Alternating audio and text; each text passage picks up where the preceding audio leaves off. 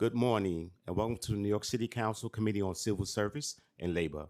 Please place your phone on silent or vibrate mode. Anytime during this hearing, do not approach the dais. Chair, we are ready to begin.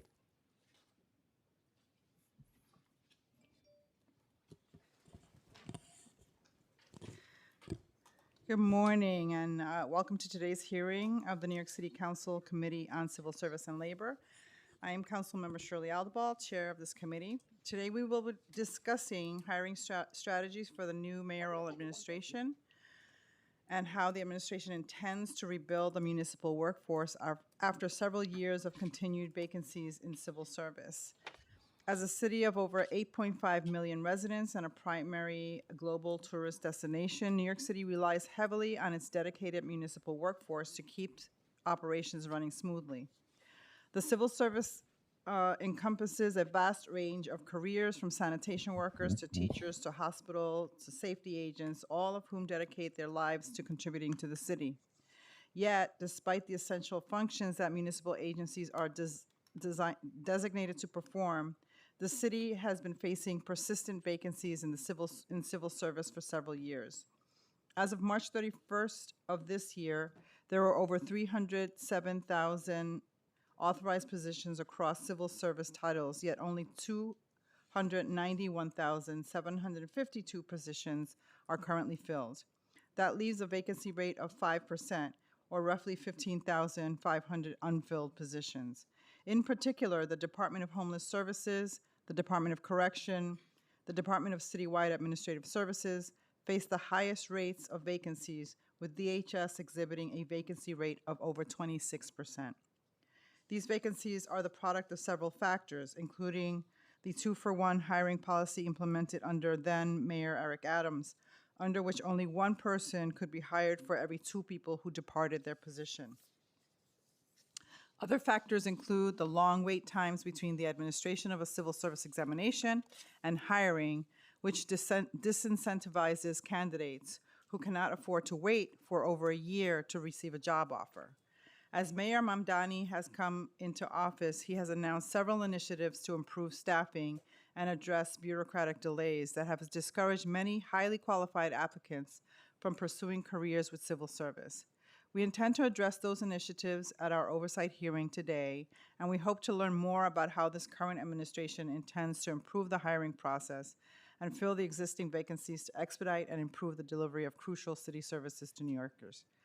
I'd like to thank the committee staff, Senior Policy Analyst Nina Rosenberg, Senior Legislative Counsel Ree Ogasawara, for their hard work preparing for this hearing. I'd also like to thank my Chief of Staff, Sophia Brown, and my whole district team for the work that you do.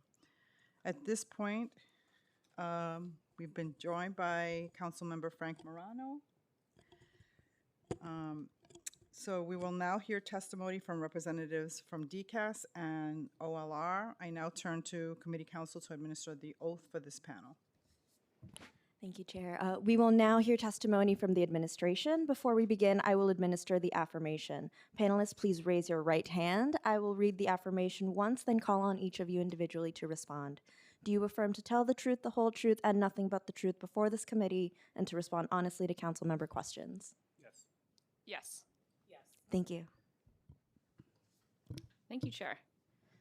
I like to read an abridged version of the testimony to spare you from listening to my reading voice, but we'll submit for the record. I think we've already submitted for the record a longer version of it, which has more of the details. Thank you. And then we can get to questions. So good morning, Chair and members of the City Council's Committee on Civil Service and Labor. My name is Nycc, and I am the Commissioner for the Department of Citywide Administrative Services, more commonly known as DCAS. I'm joined today by my colleagues Katrina Porter, DCAS Deputy Commissioner of the Human Capital Division, and Dan Pollack, the First Deputy Commissioner with the Office of Labor Relations. One of DCAS's primary missions is to support employees' professional development. We're proud to say that we are there for municipal staff from the first day of work until the day that they retire. We also understand the Council's interest in ensuring that the city's civil service system remains strong, robust, and ever transformational, as it is a critical component of government service delivery. I believe in the importance of the civil service system and the promise of a more fair hiring system, one meant to cut out cronyism and abuse and prioritize fairness, equity, and integrity.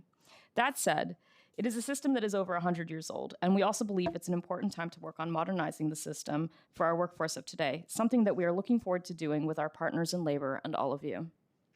Today, as we begin this discussion, I will speak to some of the key components of our efforts to promote city work, including our efforts to recruit top talent through the pipeline to civil service, and of course, our role in administering the civil service exams. More than 80% of city government positions require a civil service test, and it is the most critical pathway to service that we oversee. Specifically, our human capital team oversees the civil service examination administration, typically administering more than 200 exams annually. Administering exams is one thing. Making sure New Yorkers are aware of the process and sign up to attend exams is another. And we have been working to broaden the reach of our civil service exams. This includes making exams more accessible and streamlining the process. And we have also moved to fully computer-based testing, meaning no more pencil and paper. Another innovation that we have implemented is the New York City Bridge Exam. With the New York City Bridge Exam, candidates pay one fee, sit for one test, and become eligible for multiple positions. For recruitment, our Office of Citywide Recruitment makes stops in all 5 boroughs, participating in hiring halls and career fairs, and meeting our neighbors looking for work right in their communities. And I'm proud to say that we have engaged tens of thousands of prospective candidates across the 5 boroughs throughout these programs. In addition, we also publish the NYC Jobs newsletter, which is the hottest newsletter in New York City. And we send out semi-monthly and monthly e-blasts to get the word out to hundreds of thousands of New Yorkers about career opportunities in municipal government, in addition to efforts undertaken at the agency level. With the monthly NYC Jobs newsletter alone, we reach more than 200,000 New Yorkers looking for work. And beyond, we also manage and maintain the NYC Jobs website. In 2025, the NYC Jobs website received over 1.8 million applications. In addition to our exams and our recruitment and promotion efforts surrounding them, we also successfully operate several pathway programs. These alternative pathways to municipal service, often geared towards younger New Yorkers, include the Civil Service Pathways Fellowship Program, Urban Fellows Program, Public Service Corps, and the NYC Summer Internship Program. These programs are an important tool for the city to create pipelines of job-ready talent for city jobs and public service. I would be remiss if I did not also mention our 55A program, which allows a qualified person with a certified mental or physical disability to be hired into competitive civil service positions without having to take an exam. While not specifically geared toward our city's youth, it is nonetheless a valuable asset in our recruiting portfolio.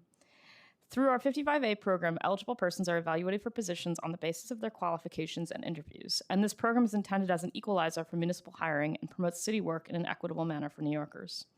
Beyond our civil service exams and our efforts to expand pathways and recruit for municipal work, we are also pursuing a variety of new initiatives to improve the avenues for professional development for city workers and in turn increase the retention of city employees. Professional development is a key tool for us, and we have a variety of programs that look to enhance staff skills, including our NYC Management Academy, Leadership Institute, Training Expos, and the DCAS course catalog, and access to our ever-expanding e-learning platform, New York City Learn. We have also looked to expand more traditional educational opportunities, including through our recently rebranded Mayor's Scholarship Program. I'm happy to share that just last month we announced the launch of undergraduate scholarships for the first time ever, which now provides civil servants with the opportunity to pursue undergraduate bachelor's and associate's degrees and receive financial assistance. As of launching the program, 10 colleges and universities have agreed to participate with additional institutions in the pipeline, and we are very excited for the potential for our staff because of this expansion. Also coming later this year, we will be opening the city's first free on-site childcare pilot program for city workers. This opens the door, literally, to more than 2,000 employees across a dozen municipal agencies with the potential to put upwards of $20,000 a year back in the pockets of working families. Finally, when looking at the data, we see that the City of New York is competitive with the private sector when it comes to filling vacancies with talented New Yorkers. And our retention rate of 90% is similar to other large public sector employers like New York State, which is also at 90%. Data indicates that citywide agency vacancies are at approximately 5%, which is down from a high of 8.4% in November 2021. And we continue to see very high rates for both retention and tenure. We raise these stats to highlight that even though we have more work to do, New York City government jobs are good jobs, and we are here to ensure that they remain so. We're dedicated and passionate about advancing municipal work, and we're committed to keeping the City of New York as an employer of choice for New Yorkers. As commissioner, hiring and retaining the brightest and most talented New Yorkers is one of my top priorities. Through our efforts to strengthen the civil service system, amplify our recruitment efforts, and ensure access to city jobs to all New Yorkers, and innovatively expand our retention programs, New York City will continue to thrive. I look forward to advancing these efforts in partnership with the City Council, and I'm happy to now answer any questions that you might have. You can go ahead, 'cause I'll ask. You don't have anything? Okay. We try to be efficient so that you can get to questions. Wow. So I do have a few questions. Do you have any questions? Sure, but now follow your lead. Thank you. Okay.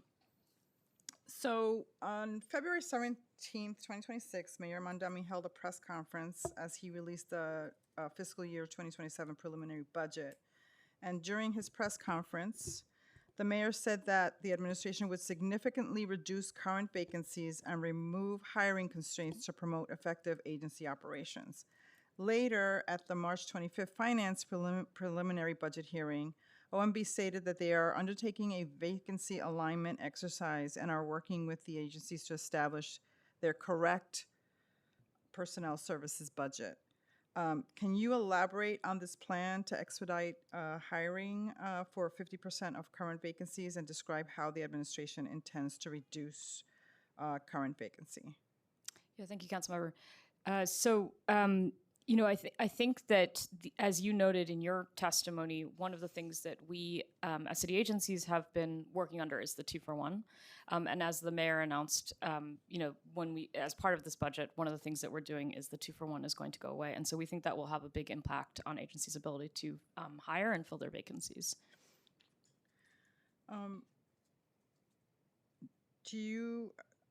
Are you working with OMB now on this vacancy alignment exercise? What does that look like, and when do you think this process will? Yes. So yes, we are absolutely. It will conclude, because I feel like Yes. with city service, it's going to constantly be an evolving project. But Absolutely.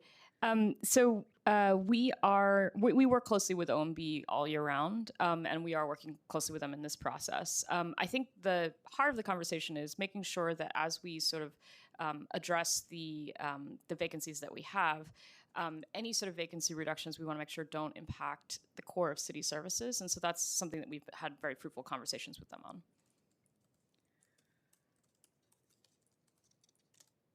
will there be any distinctions made between titles that are uniformed, civilian, pedagogical?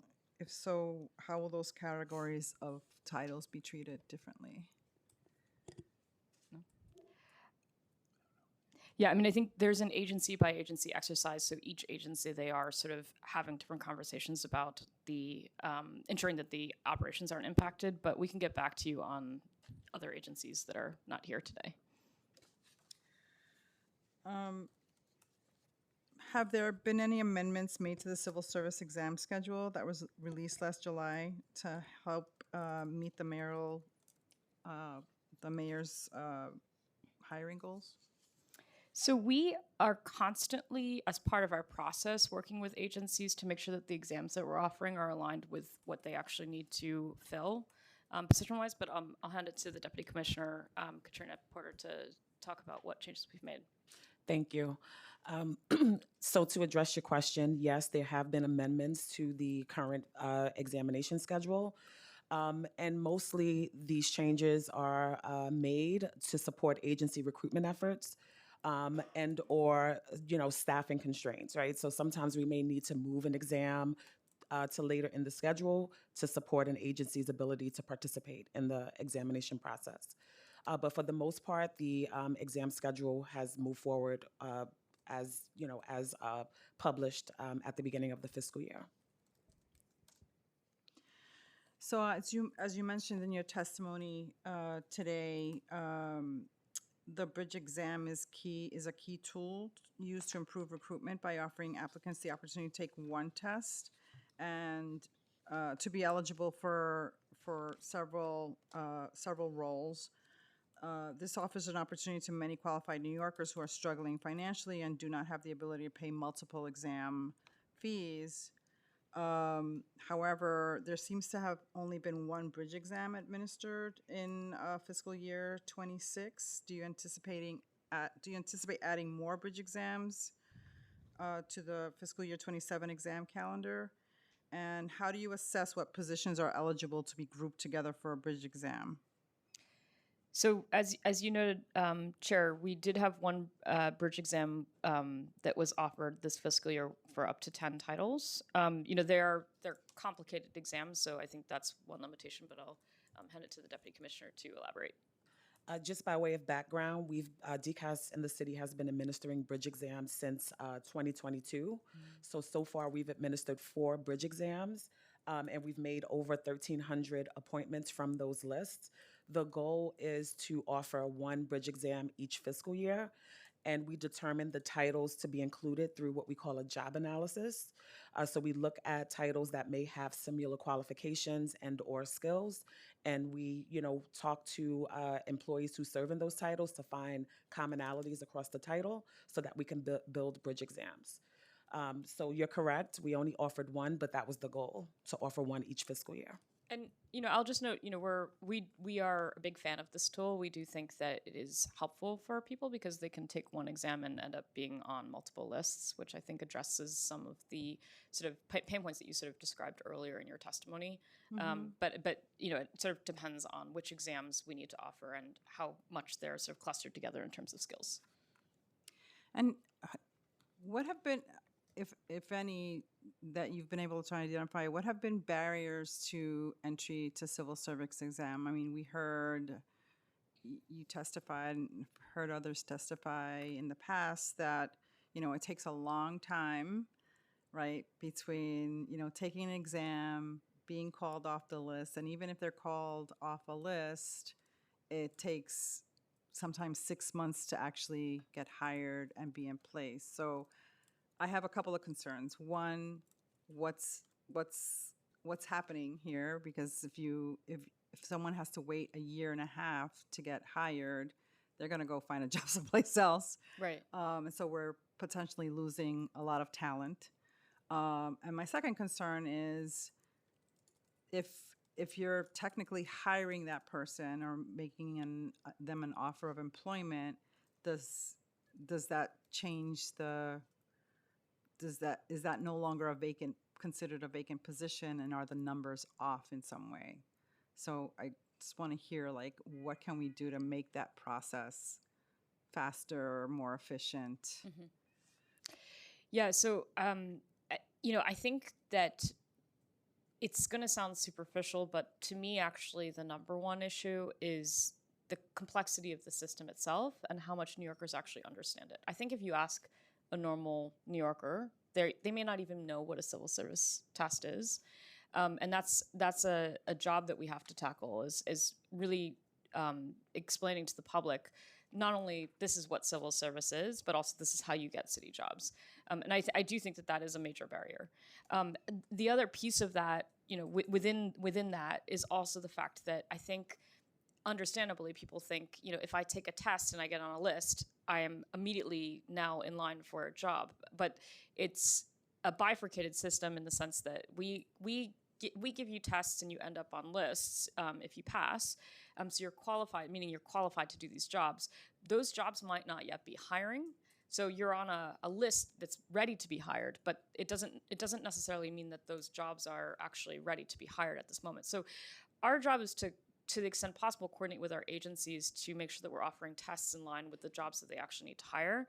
But there will always be people on the lists that, as you work your way down the list, who don't yet have job openings.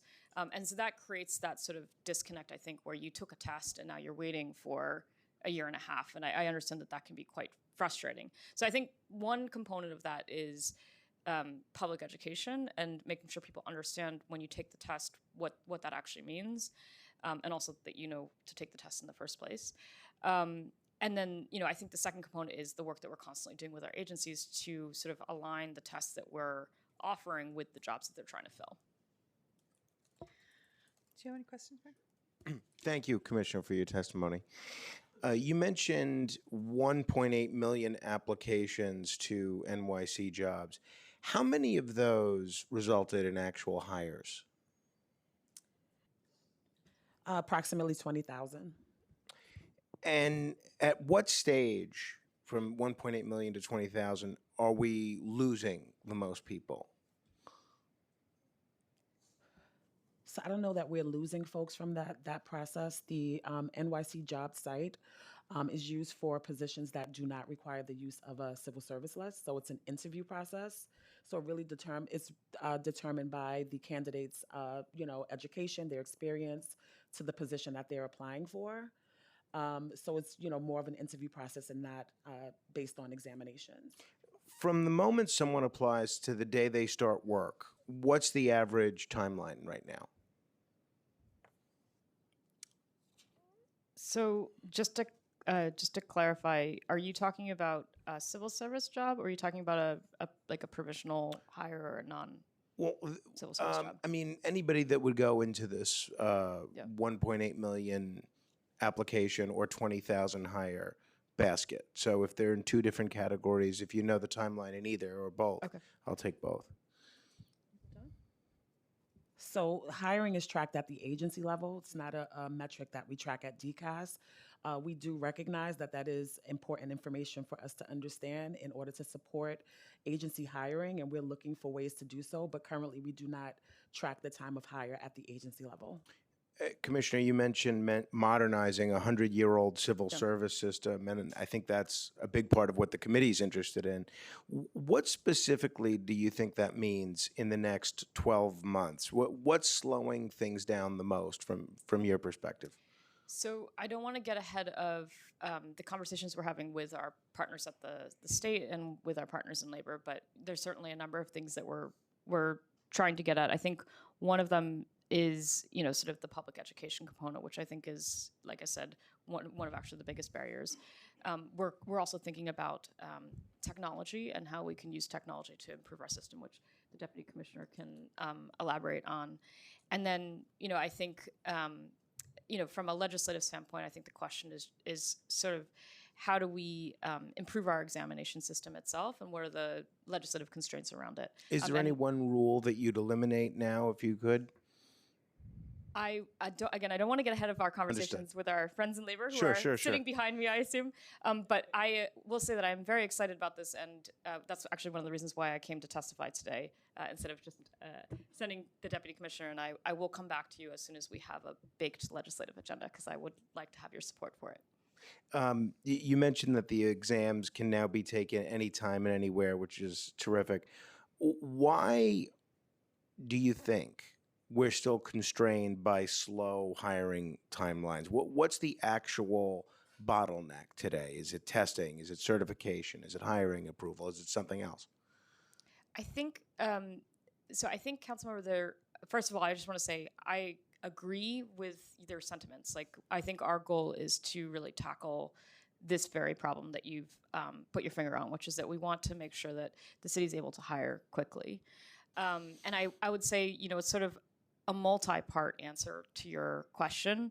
I think in terms of just straight up hiring, the 2-for-1 going away will be, I think, have a huge impact on the agency's ability to hire quickly, which is why we're very grateful to OMB and the administration for making that change. And, in terms of civil service, I think there will, when you have a testing system, there will always be a little bit of process, but how do we get that process as tight as possible? The chair asked you about the bridge exam, and Yes. you mentioned the bridge exam in your testimony. Just so I'm clear, and I'm sorry if you mentioned this already. How many people have actually been hired through the bridge exam? Do we have that set? The number is approximately 1,300. 1,300. And why aren't we scaling that aggressively if it lowers barriers and lowers costs? I think that the short answer is it makes the test itself more complex because you're asking questions for 10 different jobs instead of one job. So it's both more complicated to make that test, and also, it's a more complex test for the test taker as well. But I'll let the Deputy Commissioner elaborate. What I would add is that the creation of the annual examination schedule, it's a collaborative effort with our city agencies. So the exams that appear on the schedule are those in which agencies may have an immediate or future hiring need. So the titles that we include may not be a good fit for the bridge exam, but as a part of our analysis, we do look for opportunities to consolidate exams. So one example I'll give you is most recently we expanded our bridge model to include public safety titles. So we gave an exam for school safety agent, traffic enforcement agent, sanitation enforcement agent, and special officer, all in one exam. And so, just one example of how we're, always looking for ways to expand capacity and to streamline, our examination program. Madam Chair, if I could squeeze in one last one. You mentioned a 90% retention rate, which is extraordinary. If retention is that strong, why are vacancy rates still so high in critical agencies? So, Councilmember, I will say, as an agency head, I am also thinking about this deeply because I want to make sure that we fill our vacancies as well. I would say that the simplest thing is we do think with the 2-for-1 going away, it'll make it much easier for agencies to hire. So I think that's part of it. I think also we at DCAS are constantly thinking about recruitment and how we can support our agencies with recruitment. There are many titles that I think not even within the public sector, but across the private sector and the public sector are hard titles to fill. And so that's also something that we're thinking about when we do our recruitment support for city agencies. Thank you. I actually have to run to another hearing across the street, but I will be reviewing everyone's testimony in depth and watching the rest of your answers later. Thank you very much. Thank you, Madam Chair. Thank you, Councilmember. So I have a follow-up question. Do you have data on by agency on turnover and retention rates for each agency? Because I imagine they're different depending on the agencies. DCAS is not the agency that tracks that, but we can talk to the mayor's office and see if they have additional detail. And also, I would reference our workforce profile report, which has some of that data there. We're expecting to release the FY25 report by the end of the month. So that's a report that we gather data from other agencies. But if you're looking for real-time data, I guess that's what I mean. Yeah. And are there particular agencies or job titles where there has been difficulty to recruit, and what are your plans? Yes, the hard to recruit titles. Yes, Yeah. We can follow up after this hearing with some more detail on that if that's helpful. Okay.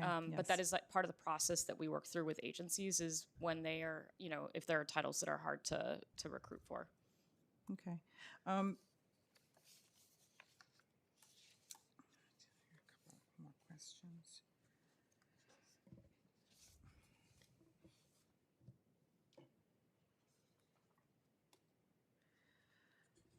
We've heard that some agencies have been using AI or automated decision-making systems to assist in administrative tasks. Does DCAS utilize any automated systems to help in the scheduling or administration of exams, placement on eligible lists, or any other functions? So I will just say it's our position that we are not interested in replacing human decision making with AI. Okay. Thank you. That's helpful to know. That's helpful to know. Yes.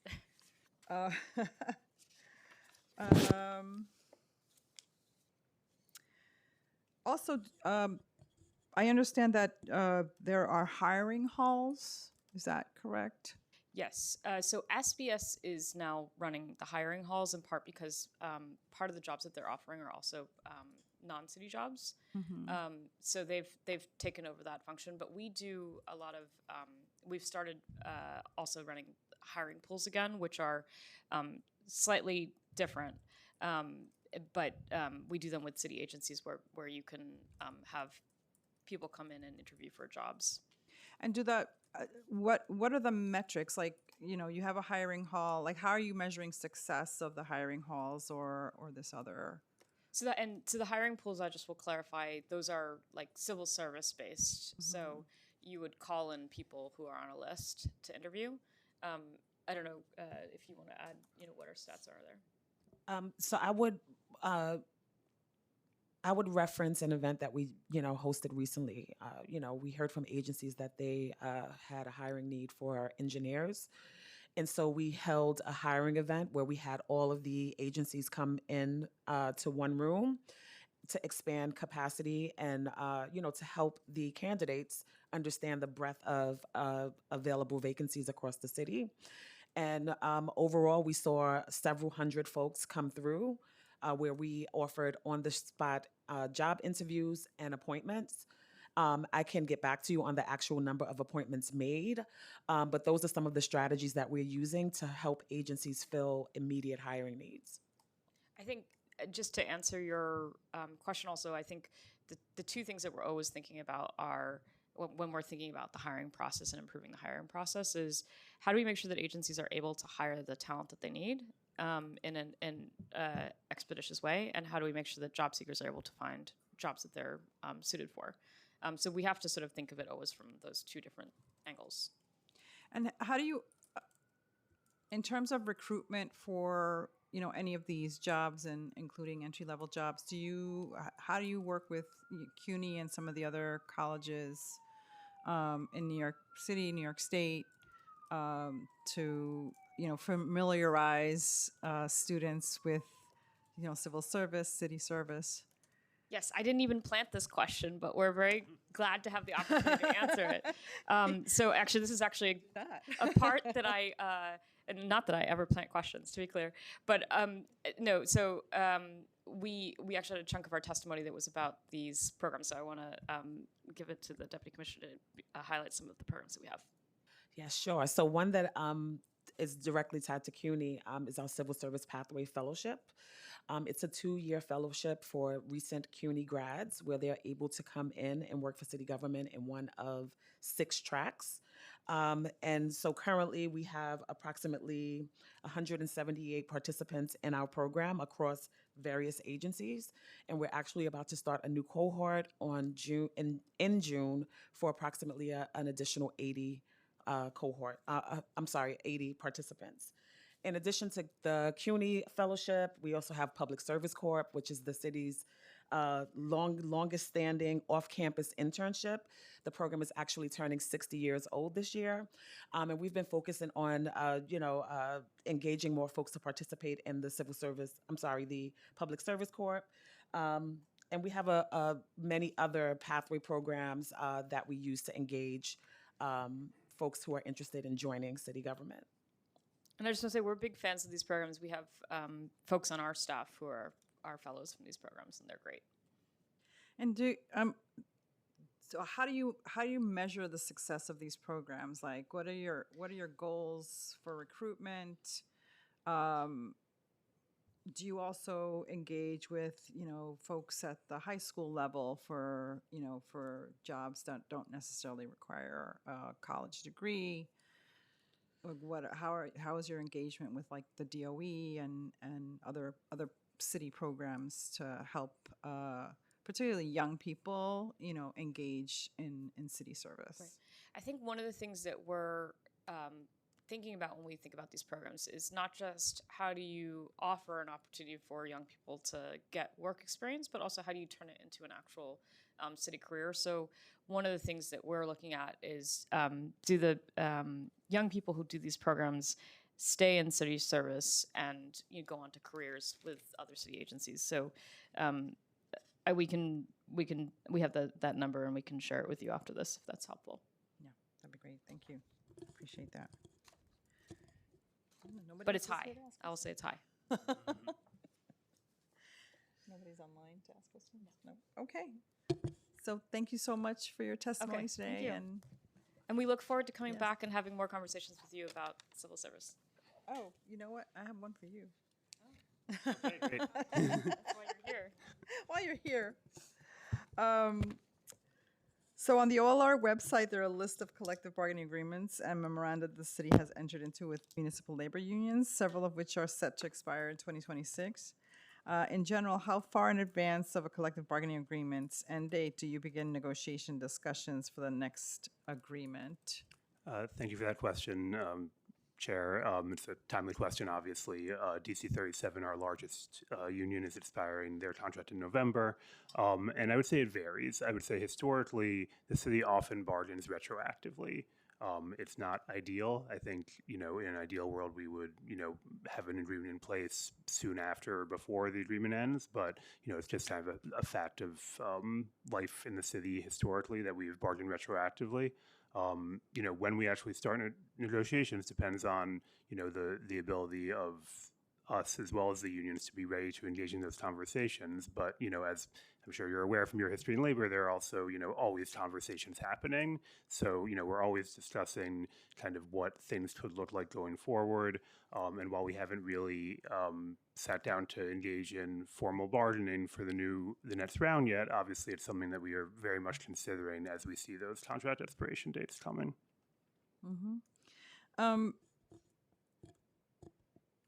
Has OLR seen any data on how much it has cost the city to address high attrition rates, including the time and resources incurred to hire and train new employees? Could those costs be redirected towards increasing salaries for employees in hard to recruit titles or titles where there's a high turnover?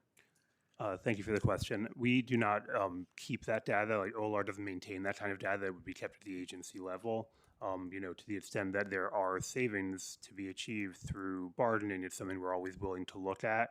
I will say one of the challenges with, trying to improve retention, assuming savings from improved recruitment and retention is, as, has been discussed, there are a lot of factors related to recruitment and retention. It's not always just salary. Obviously, salary plays a large role, but there are often numerous factors, but it's always something we're willing to look at and discuss.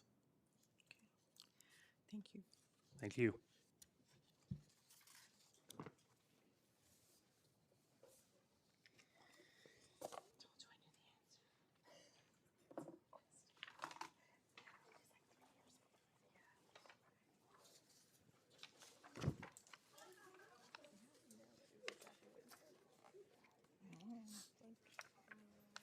It's always retroactive.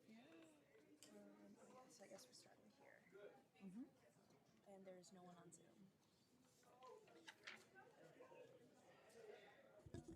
Okay, so I'm going to now open the floor for public testimony. Before we begin, I want to remind members of the public that this is a formal government proceeding and decorum shall be observed at all time. As such, members of the public shall remain silent at all times. And the witness table is reserved for people who wish to testify. No video recording or photography is allowed from the witness table. Further, members of the public may not present audio or video recordings as testimony, but may submit transcripts of such recordings to the Sergeant at Arms for inclusion in the hearing record. If you wish to speak at today's hearing, please fill out an appearance card with the Sergeant at Arms and wait for your name to be called. Once you have been recognized, you will have 2 minutes to speak on today's oversight topic of hiring strategies for the new administration. If you have a written statement or additional written testimony you wish to submit for the record, please provide a copy of that testimony to the Sergeant at Arms. You may also email written testimony to testimony@council.nyc.gov within 72 hours of this hearing. Audio and video recordings will not be accepted. When you hear your name, please come up to the witness panel. So we invite Henry Garrido, DC 37, Gloria Middleton, CWA 1180, and Robin Blair Battle, CWA 1180. Good morning. Good morning.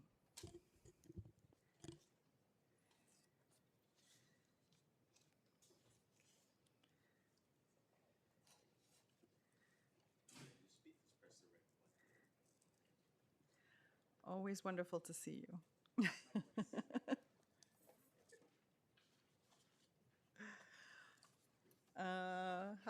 Whoever wants to start. Henry, you want to start? You can. Yes, good morning, Madam Chair. Good morning, everyone. My name is Henry Garrido. I'm the Executive Director of District Council 37. We are the largest municipal union representing 150,000 city workers. And about 90,000 retirees. I want to thank you for the opportunity to speak today. I have no written testimony, but I much rather speak from experience. And so I'm grateful for the opportunity. I heard a partial testimony for DCAS, and I want to offer my perspective on how we can begin the process rebuilding our municipal workforce. As one of the largest city union, we've had some experience and recommended to the previous administration how we move forward on the thousands of vacancies that still exist within the city. And during the last administration, the Adams administration, we proposed, for instance, the idea of hiring halls as an opportunity to give the community access for jobs that are otherwise a civil service. The concept was to demystify the process of onboarding city workers. Civil service can be complicated. It could be costly to some folks, especially low-income members of the community. And trying to take away the myriad of contract rules, of civil service requirements, I think is something that we need to address.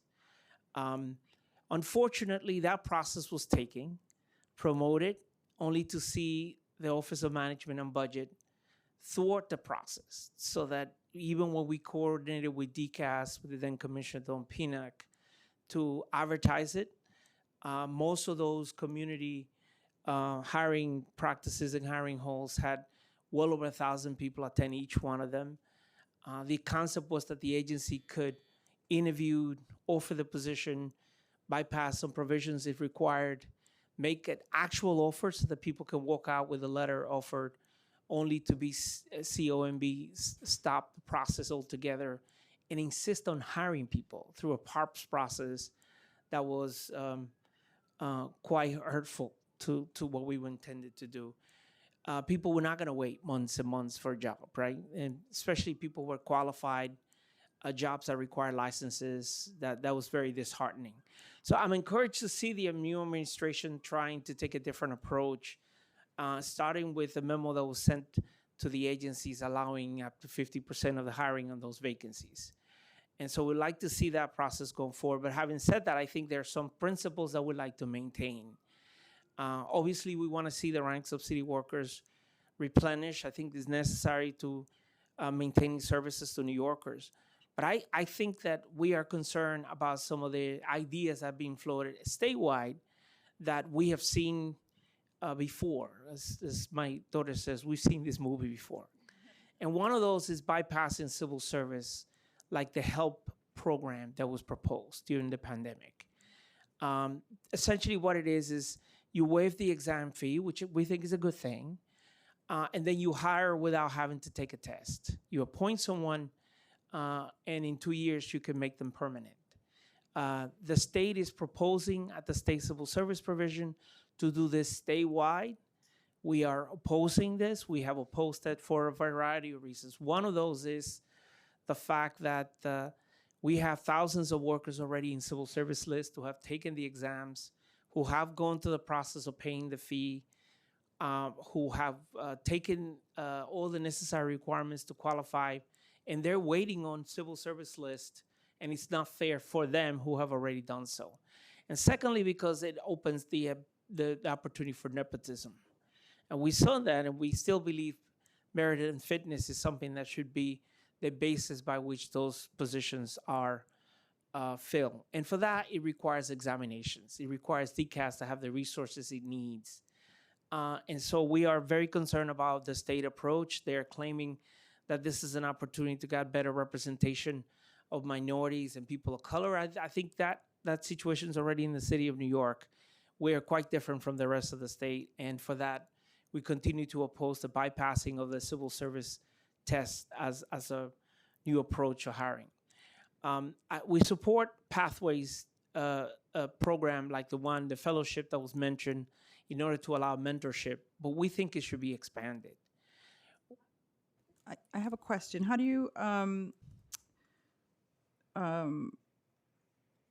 feel about the qualified incumbent exam? Well, that's something we propose, and we not only propose at DC 37 supported legislation, but it's actually kind of our idea because it makes no sense for us to have people have to go through multiple layers of examinations, even when they not only been sitting on the job, but also when they have licenses already. So I'll give you an example, right? Motor vehicle operators. We've lost 50% of motor vehicle operators in the city of New York. And we have vacancies in New York. You're required to have a CDL license. If you take a written exam to qualify, you have to wait 18 months to have a CDL written exam for the road test. Someone with a CDL is not going to wait 18 months for that. They could get a job with Amazon or any other private insurance with the CDL license. So it makes no sense for the city to have to wait this long. And so what happens is by the time they issue the road test, no one can go and will take the exam.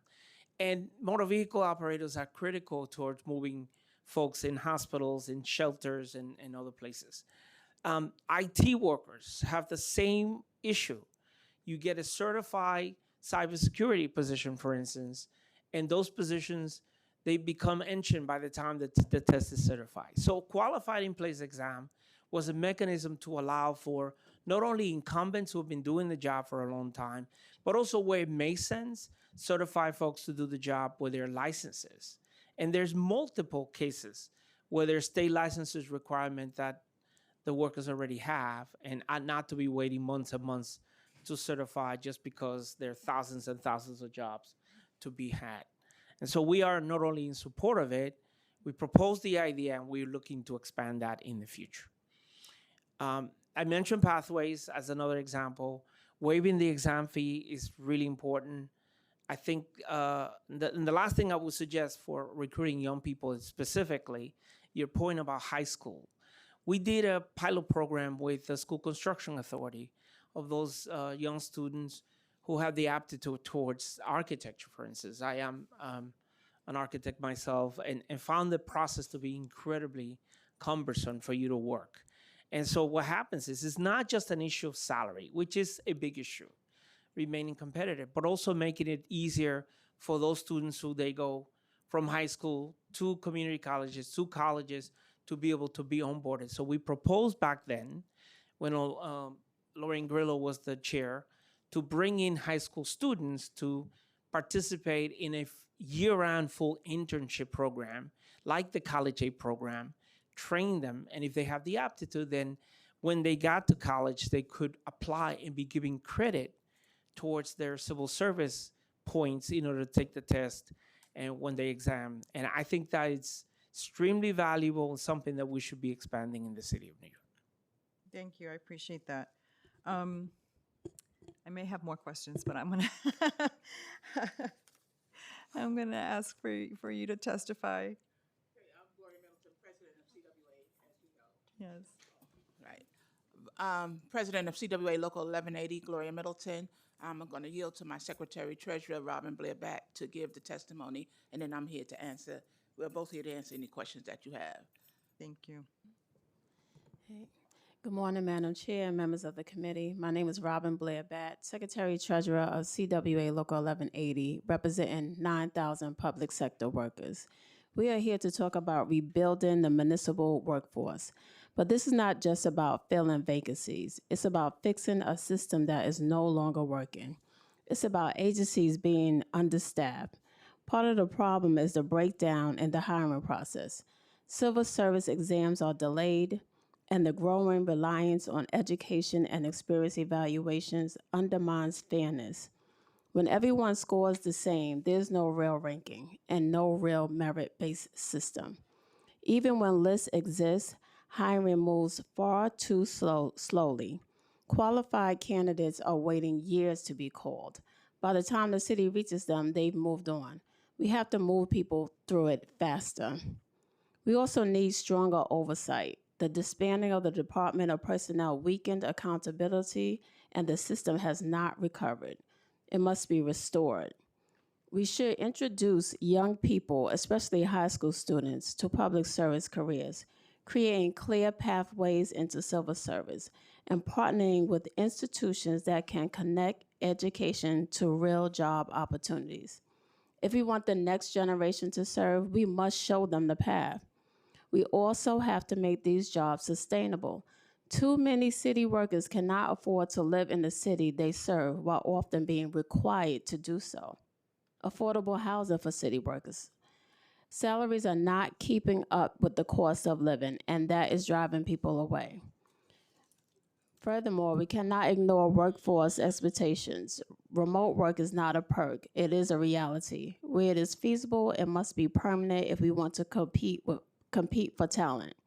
Rebuilding a workforce requires urgency, faster hiring, real oversight, strong career pathways, affordability, and competitive pay. Because when the system fails, it's not just workers who suffer, the public does too. Thank you. I just wanted to add to that, in talking about Henry, getting to the younger people.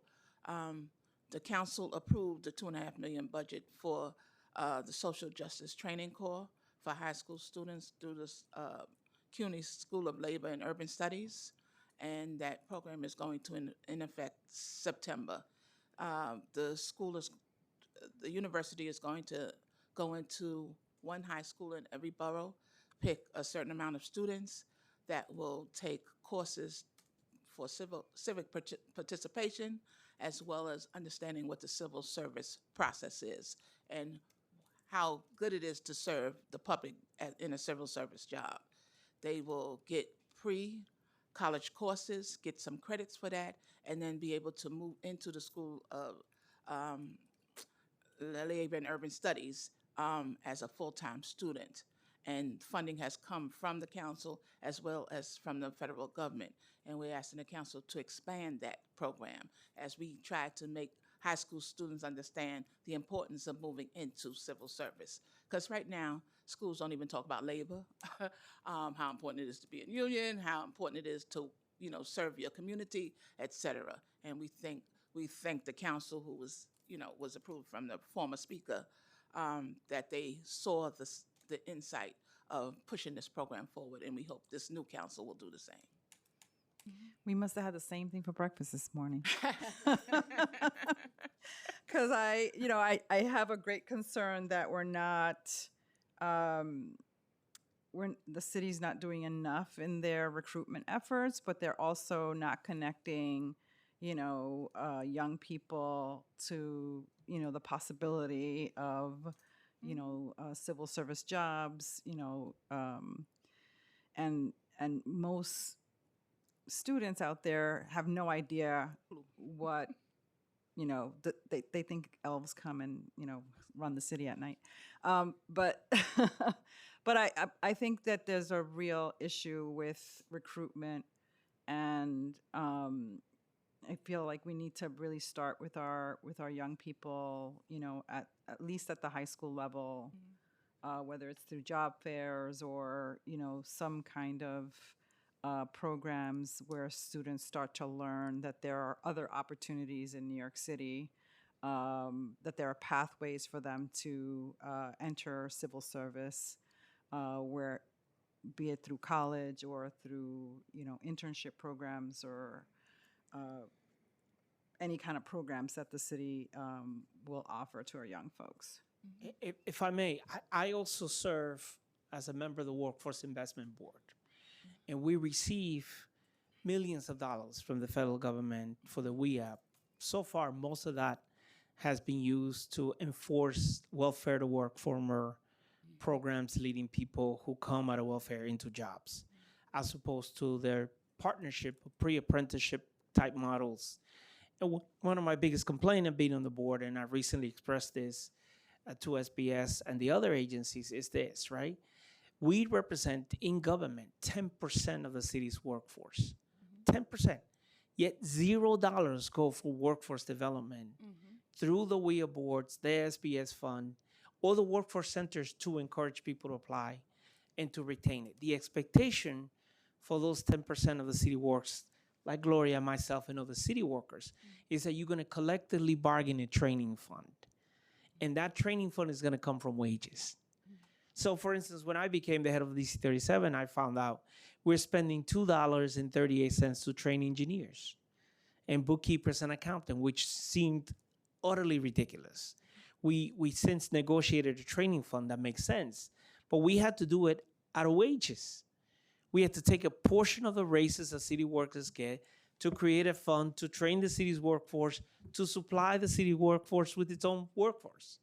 So to certified accountants, to get IT workers signed, to get folks in the architecture and the engineering firms, social workers, a big piece of the city's component. We had no social worker training. And so we had to do that. In the next round of bargaining that you mentioned, I think it's important that we recognize that the city must invest in its workers. And to do so, it needs to do so not just from the perspective of collective bargaining, but to do so in the matters to do. I'm baffled that all those contracts for workforce development are going to for-profit institutions from Texas and Michigan and other places. And none of it are going to CUNY and to workforce development areas or nonprofits here in New York. And I've been pushing at the workforce in my role as trustee to be able to open up that process to allow for local training and workforce development and pre-apprenticeship like programs for city workers to come out of the community to be able to have access to CUNY and other programs like Lori has mentioned.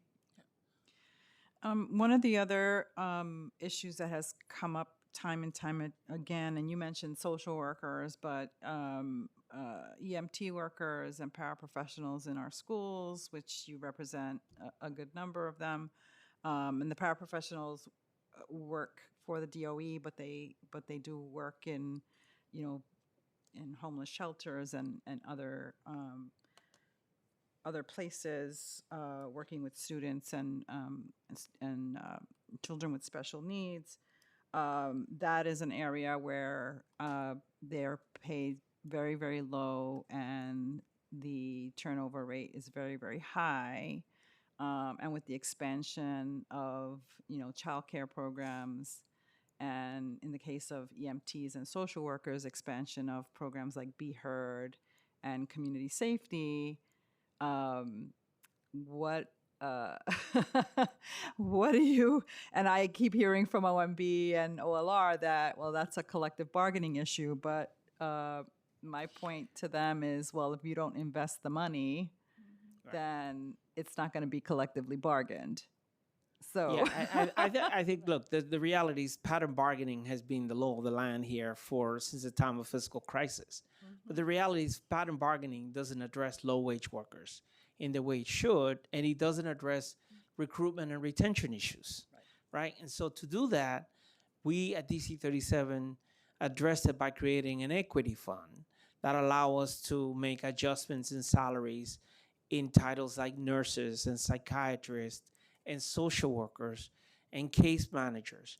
But again, that comes out of bargaining. And I think the problem is the need is so great that even when you talk about raising the minimum wage, it becomes a very large effort for us. So I think, I couldn't agree with you more about the need for the city to recognize that it is high time to do something different in that process. And we believe part of that is to increase that equity fund to address recruitment and retention, to your point, because we have paraprofessionals in the schools.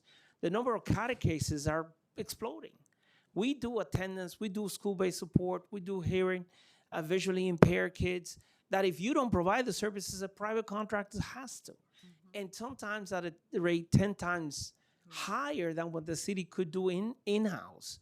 So you're not just dealing with turnover, as you mentioned before, you're also paying for that turnover.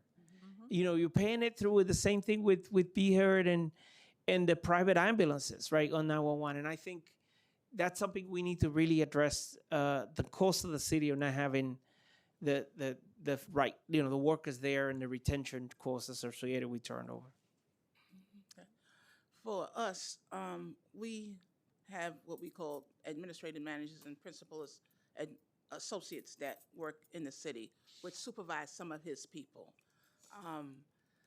When it comes to pay that's equal to the work that they've done, we actually had to file a lawsuit for a title that we obtained some years ago.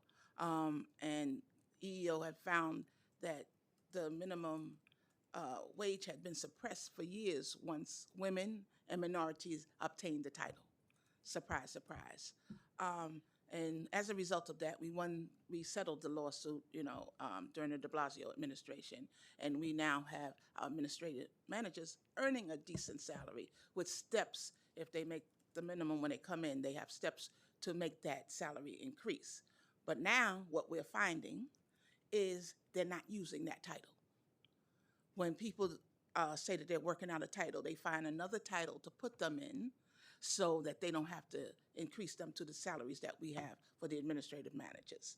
That's something else we're looking at, and we hope we don't have to sue the city again. But it's being done, and it's obvious. Certain agencies, not all of them. That's why we're suggesting there be a certain part of DCAS that says Department of Personnel to hold agencies accountable to the civil service system to make sure that agencies are following the rules, to make sure that discrimination is not happening, because there is a group in DCAS that is supposed to look at the EEO practices of agencies. They look at it, they get statistics, and they sit there. What good is that? So that's why one of the reasons we're suggesting that DCAS be expanded, that have that Department of Personnel, that they be able to be accountable to the agencies to make sure that they follow the civil service rules. And as he talked about OMB, I know there's a new commissioner. We're grateful for that, because once an agency, in the olden days, when DCAS approved, or the Department of Personnel approved an agency to call a list, once they had a pool or a hiring pool, whatever they did, the person was called at that pool, they got the job, and they was sent to the new location and paid immediately. What we have found over and over again, especially in the title of administrative manager, is the agency will call the pool, the person gets appointed, and it takes them 6 months, a year and a half to get paid or get to be assigned. And that's because it had to go back to OMB. Why are we doing this double time at OMB? It makes no sense. Back in the day, that did not happen. I don't know where the change happened, but yes, we do. But we need the council to look at that. Okay. I think one of the ideas that we need to really explore is the idea that people who take exams, civil service exam, they pay a fee. That fee goes into the general fund. It doesn't go to enforce examination. It doesn't go to help promote more exams, right? It's like, in Gloria and I have been dealing with this issue on PSAC 2 in the Bronx, and believe in your district, where 911 operators, the high turnover rate is incredible.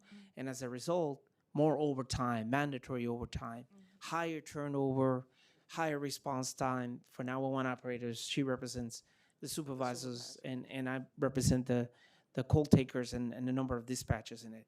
And recruitment and retention is just terrible, right?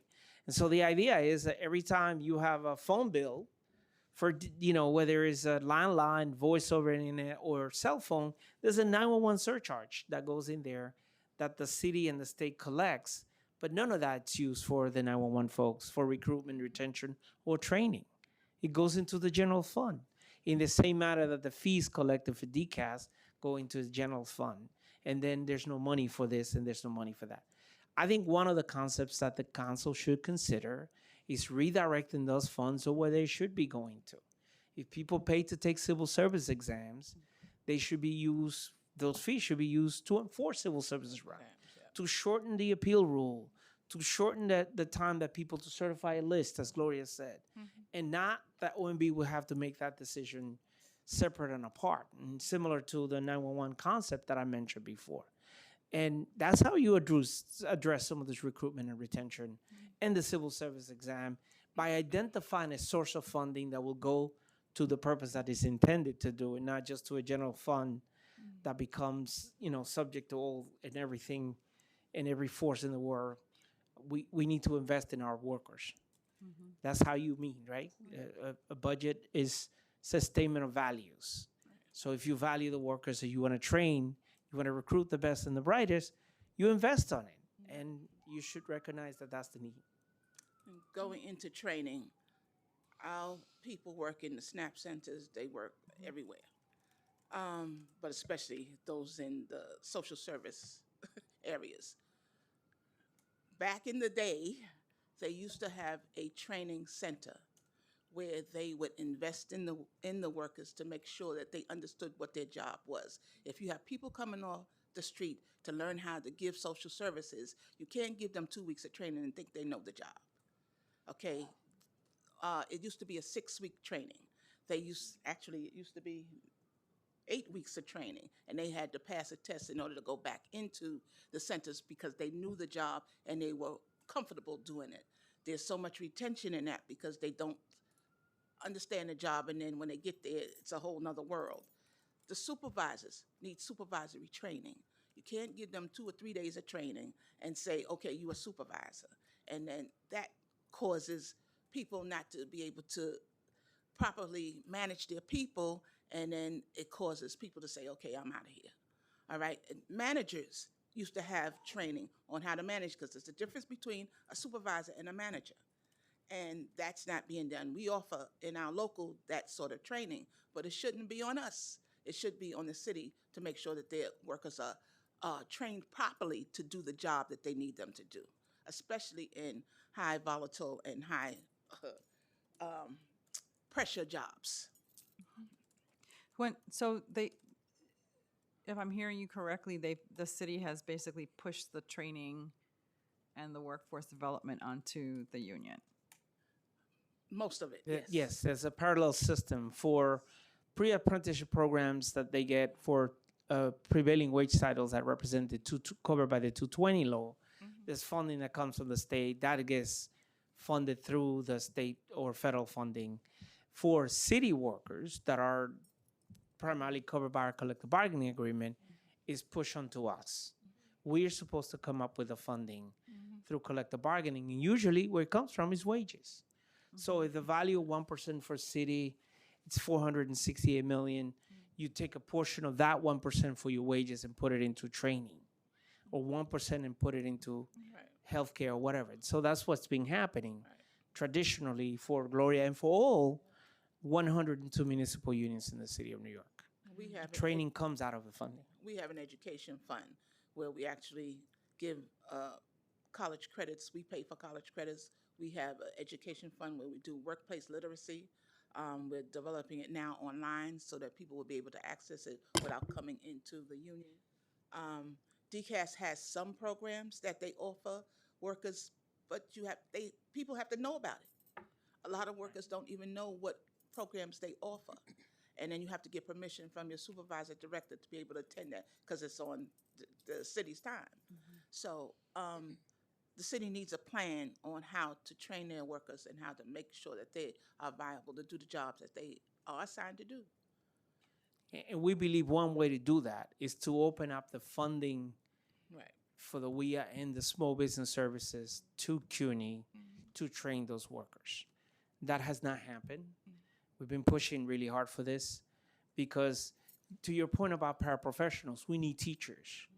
Right now, I have 168 uncertified teachers that I represent. They are likely to lose their job if they don't pay. They pay out of pocket, right? You need them. So why not train paraprofessionals to become teachers? That was a program that existed before, doesn't exist anymore because there's an expectation. You got to pay out of your collective bargaining. So for me to train my paras to become teachers, this career program, I have to pay for it. And to say to paras, you're going to get paid less to get trained, to get certified as a teacher, where you are then going to go out. You know what I'm saying? Like, it's really hard because they're having a choice between getting a better salary and actually, or paying for their education. That's not a choice. That's a real hard decision to make. Yeah.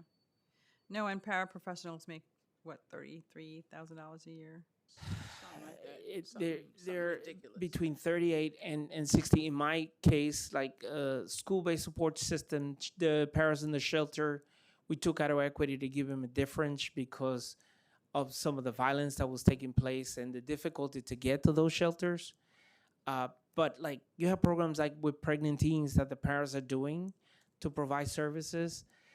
They're harder to recruit because they require more work.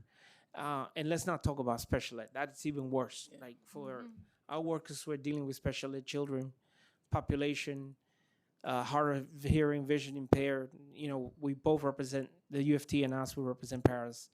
It's becoming a real tough time keeping those workers. They leave. Our turnover ratio is about 38% for those paras now. And teachers are leaving too because they're having to do the work of that the paras are doing. Yeah. Okay, thank you so much. Thank you. Thank you. Really appreciate it.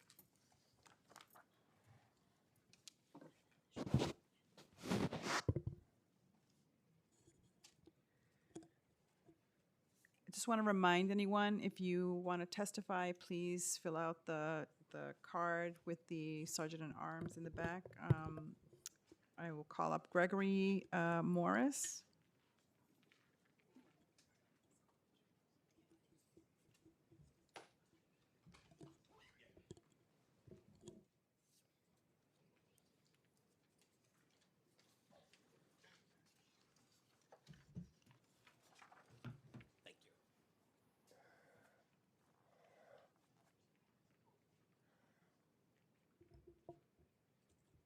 Thank you very much. Oh, Yep, we had it.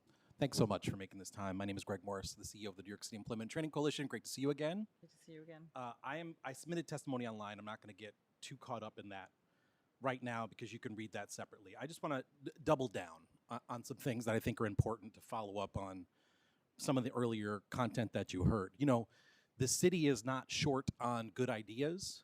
The city is not short on good workforce development, and the city is not short on dynamic, skilled, positive, and powerful municipal workers. The city is short on how to put the pieces together to build the pipeline to maximize the supports that the existing workforce needs, and to build, as you pointed out, the on-ramps for the next generation of folks who are going to fulfill the needs and interests of the municipal workforce. The reason for that, and I want to credit the earlier panel, the reason for that is because we don't think about how to connect what labor is doing with what city colleges are doing, with what the workforce development providers that I represent are doing. And I think there's a particular opportunity and an urgency in this moment for you, Chair, and your committee to hold the city, its Workforce Development Board, which Henry Grito mentioned earlier, to hold our Mayor's Office of Town and Workforce Development, to hold all of the city agencies with a hand in workforce development, to hold DCAS accountable for taking a very hard look at how it is that we create the intersections that will support training, whether you are part of the particular municipal workforce or you are seeking to be part of. Whether you're thinking about advancement and retention, the reality is no one entity can solve this on their own. And the City Council's interest and investment in trying to make sure that the city is held accountable for stitching together providers like the 220 that I represent who are in this space in terms of training, the city colleges, CUNY in particular, as well as labor, coming together to figure out how it is that we hold each other accountable for supporting the pipelines, the advancement, and the retention is absolutely key in this moment, because no one entity can solve this on their own. And you and this council may be the only ones that are elevating this topic at this particular moment in our city's history when, as you know, my last point, our municipal workforce is smaller than it has ever been, and it is the one true pathway to the middle class. I'll pause there. Thank you. I appreciate that.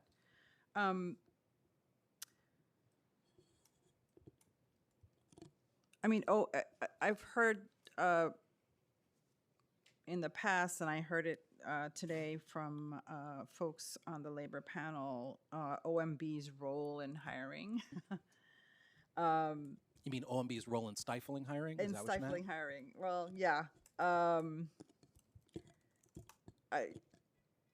I'm not sure why they have that role, but what are your thoughts on it? How can we what are your thoughts about streamlining the hiring process, making it easier to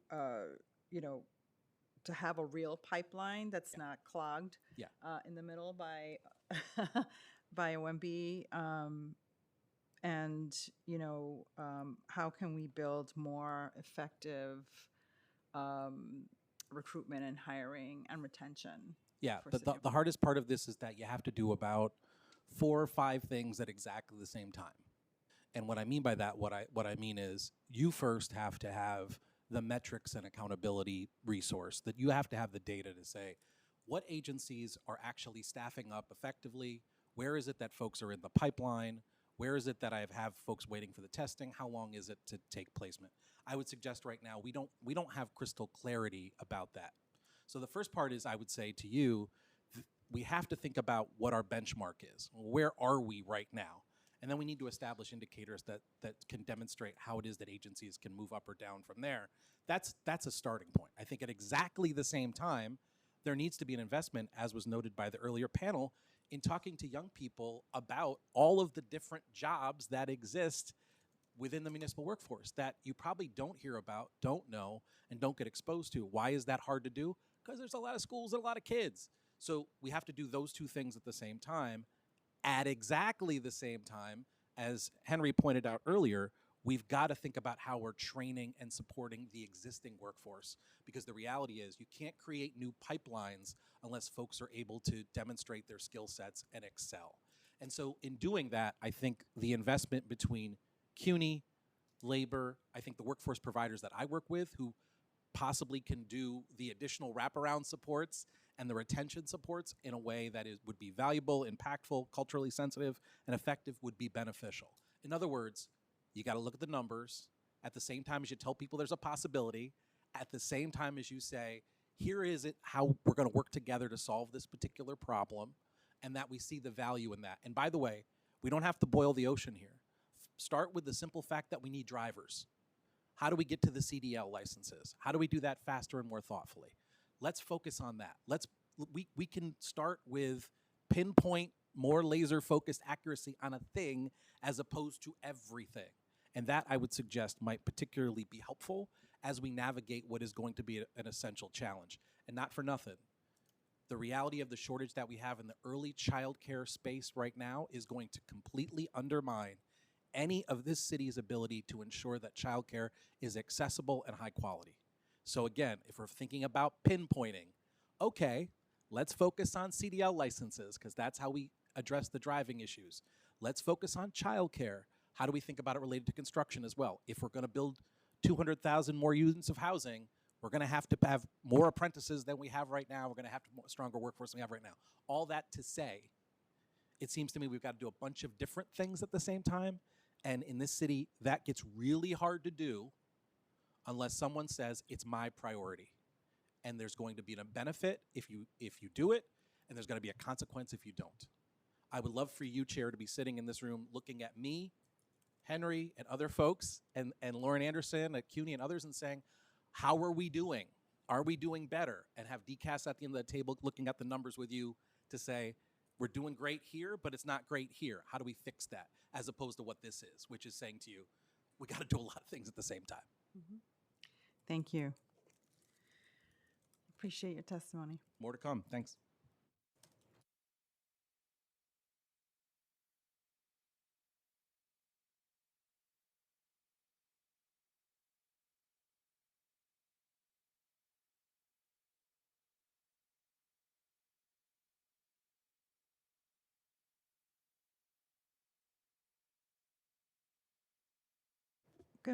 We're gonna make a final call for Zoom registrants who have not yet spoken. If there's anyone on Zoom, I don't think so, but okay. Confirm that there's no one on Zoom. Seeing no one wanting to speak, I'd like to note that everyone can submit written testimony to testimony@councilnewyorkcity.gov within 72 hours of this hearing. We thank the administration and the public for attending this hearing to share their thoughts on the legislation, this oversight. We look forward to following up on these issues, and with that, this hearing is now adjourned. Thank you.